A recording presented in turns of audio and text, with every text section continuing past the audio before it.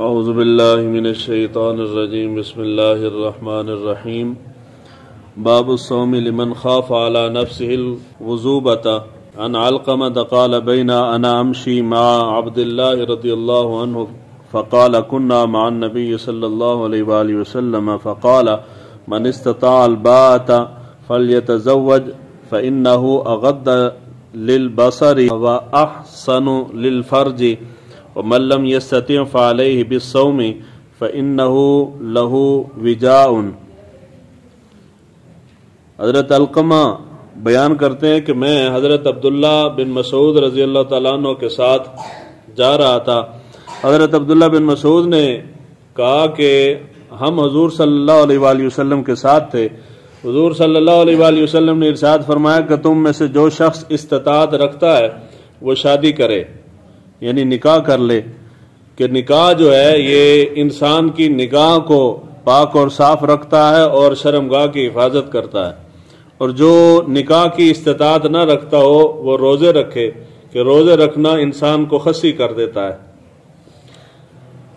یہاں پہ نکاح کی فضیلت بیان ہو رہی ہے کہ جو شخص استطاعت رکھتا ہے وہ نکاح کرے، یہ تاکید ہے، یعنی یہ صرف یہ نہیں کہ اختیاری چیز نہیں ہے، حضور تاکید کرتے تھے۔ جو کمارا شخص حضور کے سامنے آتا تھا حضور صلی اللہ علیہ وآلہ وسلم ناپسندگی کا اظہار کرتے تھے کہ تم وسائل ہونے کے باوجود نکاح نہیں کر رہے۔ مصنف عبد الرزاق کے اندر ایک صحابی تھے عقاف، حضور صلی اللہ علیہ وآلہ وسلم کی بارگاہ میں آئے تو حضور نے پوچھا کہ کیا تم نے نکاح کیا ہوا ہے؟ انہوں نے کہا یا رسول اللہ نکاح نہیں کیا۔ آپ نے فرمایا کہ مالی وسائل ہیں تمہارے پاس؟ انہوں نے کہا کہ جی وسائل ہیں، گھر بار سارا کچھ ہے؟ انہوں نے کہا جی ہے۔ حضور صلی اللہ علیہ وآلہ وسلم، وہ کافی لمبی روایت ہے، اس کے جو 2-3 الفاظ بڑے قابل توجہ ہیں۔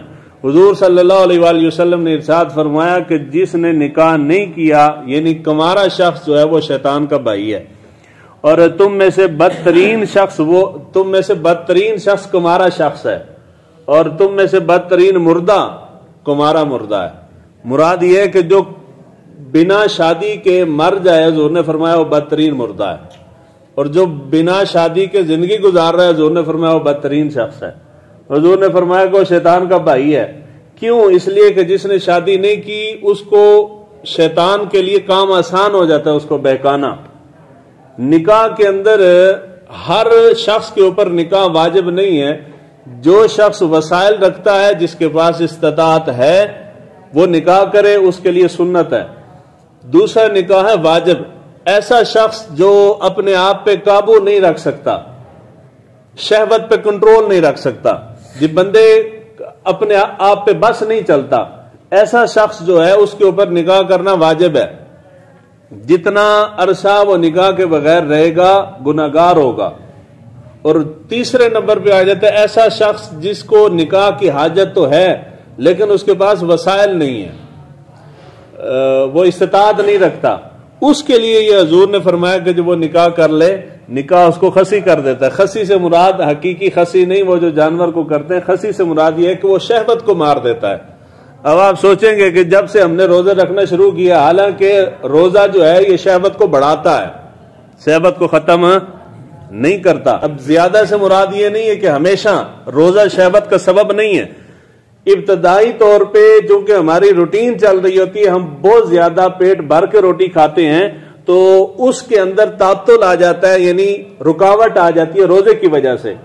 معدے کو سانس ملتی ہے، معدے کو سکون ملتا ہے، تو ابتدائی روزوں کے اندر شہوت بڑھ جاتی ہے۔ انسان سمجھتا ہے کہ جب بھوکا رہنے سے شہوت طاقت بڑھ گئی ہے، وہ طاقت نہیں بڑھی، آپ کے معدے کو سکون ملا ہے، اس سکون کی وجہ سے آپ کے جسم ریلیکس ہوا ہے، تو آپ کی طاقت جو ہے وہ اوپر کے سامنے آ گئی۔ جس طرح کہ آپ مٹی کے اوپر پانی ڈالتے ہیں تو مٹی بیٹھ نہیں گئی، اوپر سے صرف بیٹھ گئی ہے، تھوڑی سی ہوا لگے گی یا کسی چیز کے ساتھ اس کو کھرچیں گے تو نیچے سے پھر مٹی اصل حالت میں خشک نکل آئے گی۔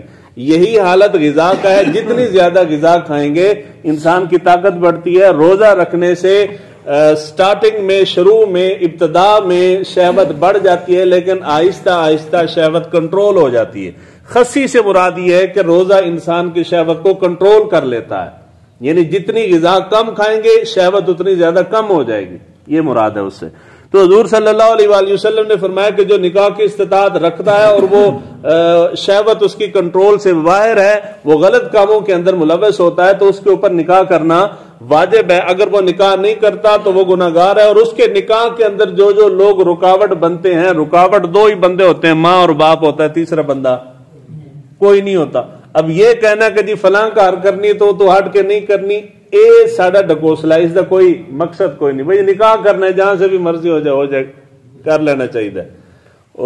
میں آگے شعر سنا رہا تھا، 9ویں یا 10ویں کے اندر نا اردو کی کتاب کے اندر ایک شعر تھا، چھوٹا سا مگر مقصد اس کا بہت بڑا ہے۔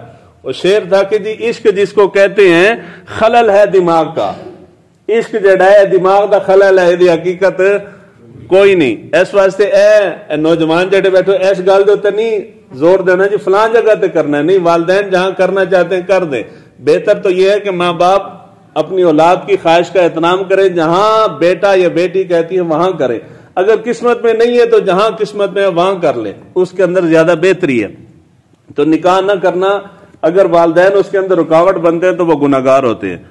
اس واسطے تسی ڈائریکٹ جا کے اپنے ماں باپ نو نکاح دا نہ آکھ سکو تے اج اللہ در سنایا ماں باپ نو جی۔ ہمارے نوجوان ظاہری بات ہے اپنے ماں باپ سے تو نہیں کہیں گے نا، اپنے دوست احباب میں جب بیٹھتے ہیں تو وہ اس چیز کا اظہار کرتے ہیں کہ جی ہم کرنا چاہتے ہیں، ہم کہتے بھی ہیں اشاروں کے نام میں، مگر ماں باپ نہیں مان رہے، ماں باپ نو پرواہ ہی کوئی نہیں ہے، ماں باپ اپنے دھندے میں مصروف ہے۔ جی اولاد جوان ہو جائے تو سب سے پہلا حق یہ ہے کہ اس کا نکاح کر دے۔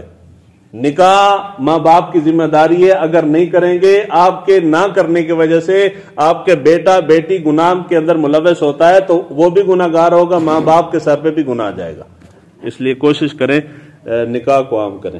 اللہ تعالی ہمیں دین کو سیکھنے سمجھنے کی توفیق دے۔